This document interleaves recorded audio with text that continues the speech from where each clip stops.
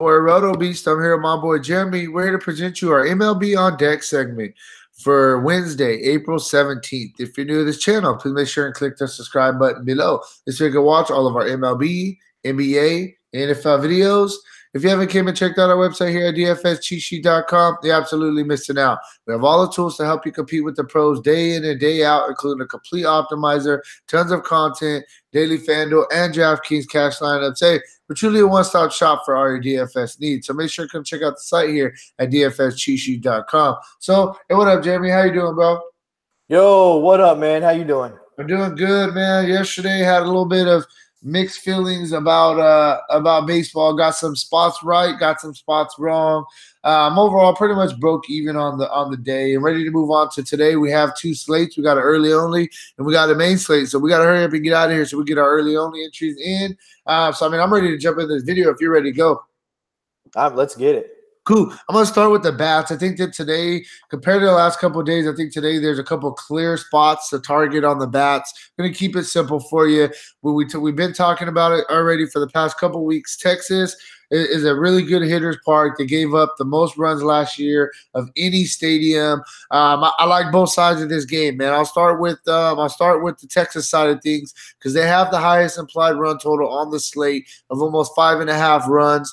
One thing I quickly mentioned to you before we got on this video is we just seen this spot a week or two ago with Texas and Angels. The only difference was it was in LA compared to in Texas. And Texas absolutely went out and crushed Matt Harvey. The Angels were a little bit of a disappointment in that game. I'm going to go right back to the well with both of them. Like I said, start with this Texas side of things going against Matt Harvey. Matt Harvey gives up a 344 WOBA to left-handers, 316 WOBA to right-handers. There's some guys in this lineup that can definitely get in to Matt Harvey's ass tonight, man. There are a couple guys that are really standing out to me. I like some of the lefties. I like Gallo. I like Chu. I like Cabrera. Gallo already does have a home run against Harvey as well. And then you got to throw in, Andrus is still swinging a good bat. Mizubo Cabrera, switch hitter. He's a really give you a solid bat every day. So I really like the Texas lineup. And I was going to say I like 1 through 6, but after what you were telling me yesterday, you got to look through 1 through 9 for GPP because you want to get those stacks. But, the more popular guys are going to be higher owned, and the guys down in the order, they're going to be a little bit lower owned. So that's a sneaky way to kind of get either a wraparound with the bottom of the lineup back to the top and get some kind of lower owned guys in this Texas stack. On the other side of things, I like the Angels as well. Going against Lance Lynn. Lance Lynn isn't a very good pitcher anymore. In Texas, I think balls are going to be flying today. You got to like the obvious guys. Andrew Simmons is swinging a good bat to start the season. He's 3 for 8 with the home run already against Lance Lynn. Justin Bohr, the lefty, is pretty cheap. He's pretty cheap, and he's batting right there in top 4 in the order. You got to consider him. And then you look at the obvious guys. You got Calhoun starting the season very good, 2 for 5, probably going to be in that leadoff spot tonight going against a righty. Mike Trout, anytime he's on the slate, you got to consider him. He also has a home run in his career against Lance Lynn. And lastly, the other guy that's jumping out to me, the numbers aren't the best. He's only 8 for 48, so the numbers are actually kind of bad. That's Zach Kozar, but when he has hit him, he does have a double and 3 home runs. He's probably a little bit more GPP just because he doesn't have the best history in a pretty large sample size. But like I said, when he hits the ball, he does hit the ball hard. So the top game to really look at today is going to be Texas and Angels. Outside of that, a couple of teams that I'm really looking at just to kind of finish off where I'm at with bats today. Another team I really like, I like Atlanta. Going against Arizona and Matt Godley. Atlanta's a team that they have some really big bats in their lineup. For a long time last year, they were calling Atlanta the Coors Field of the East. Balls absolutely flying in that stadium. Very good hitters park. And then Atlanta has some really good numbers against Zach Godley. Batted .320 as a team and 53 plate appearances. Freddie Freeman, 3 for 7 with a double and a home run in his career. Acuna has a double. Donaldson is 2 for 3. Incy Arte is 4 for 10 with a double, a triple. Markakis 4 for 9 with a double. So make a long story short with Atlanta, there's a lot of guys They have really, really good numbers against Zach Godley in a really good hitters environment in Atlanta. Zach Godley's just been pitching bad this year. We've been targeting him over and over. I don't know why we're not going to target him now. Gotta like Zach Godley. And then the last team that I'm going to talk about that I'm really liking today, going right back to the well. We were on them yesterday.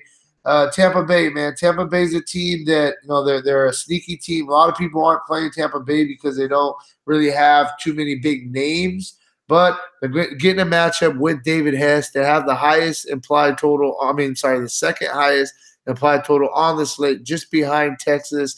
And the David Hess gives up a 335 wOBA to left-handers, 340 wOBA to right-handers. So he's getting hit pretty good from both sides of the plate, man. So I think that all the Tampa Bay bats are in play, and that's really it. Those are my four main teams that I'm going to look at. I like those four teams. I've been giving you guys kind of a fifth wild card team that I'm going to be looking at. The wild card team for me today is going to be Houston going against Frankie Mathis. Frankie Mathis has been pitching Frankie Montes. He's been pitching pretty well this season. Now, don't get me wrong, but he gets a matchup against Houston. Houston has a bunch of guys that have really, really good numbers off him. They're 22 for 61 as a team, batting 361 against Montes. You got to like the obvious guys. Correa, he's 4 for 6 with a homer. Altuve's 5 for 10 with a double and a stolen base. Bregman's 3 for 8. Reddick's 3 for 8. Like I said, a lot of these guys have a good number. So I think Houston's a sneaky GPP stack that you can look at on this slate.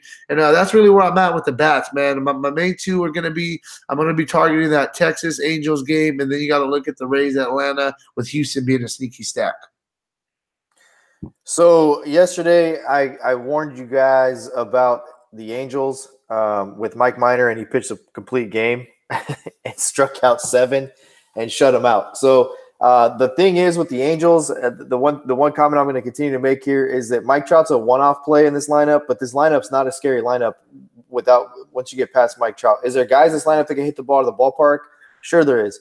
Lance Lynn has not pitched terrible. I know you said he's a gas can, but I believe his last outing he struck out 9.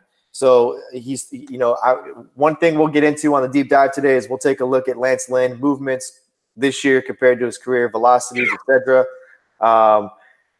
This slate for pitching, I'm not going to give you guys kind of my top 5 right now, but I'll just tell you this. When it comes to Carlos Carrasco, this is a guy that I was fully against on Friday.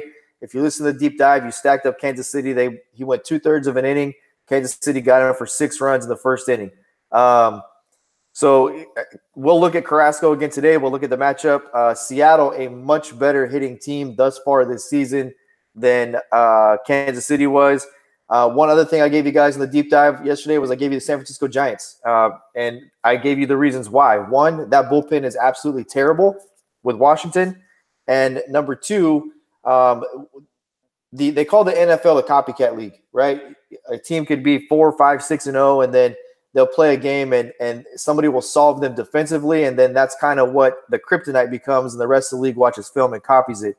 The kryptonite for Strasburg is his bullpen, and what happens is that it changes the approach of the plate. Guys are going to go up there and they're going to say, okay, if we can make him throw a ton of pitches, we can get him out of here in the 5th inning, maybe put 1 or 2 runs on the board against him. We got a real shot against his bullpen to put up a crooked number. So that's what the Giants did yesterday. They put up 7 runs.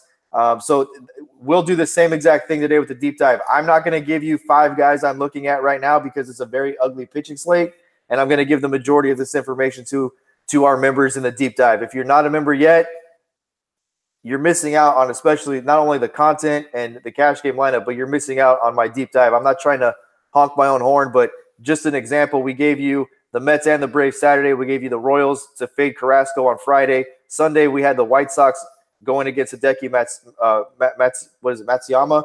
I don't know how many people did that. Matsuyama's pitched well. We had that. Last night, I said I gave you all of Chris Sale's data. I gave you velocities. I gave you the guy's velocity was 97 in August of last year. He's around 91 right now.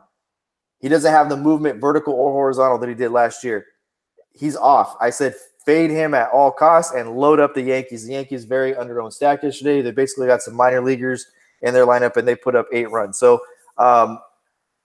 that's where we're going to continue doing this video, giving you some insight, etc. But there's too much good stuff that I'm not going to just give away out here when we have a bunch of members that are paying for this kind of information. I hate to sound like I'm jagged, but I got to protect our members and the information they get. So, hey man, that's really what we got. There's like I said, hitting wise, there's some obvious spots that we want to look at today. Pitching wise, pitching is a little bit more. It's a little bit more harder to kind of. We're gonna have to dive into it. But yeah, man, check it out. DFSCheatSheet.com. We got everything, man. Not only do we have MLB, we still got a bunch of NBA content up. We have MMA for Saturdays. We have NASCAR for Sundays. We have PGA up. A lot of good things going on the site. DFSCheatSheet.com. Outside of that, good luck on your guys' contest tonight, and peace out.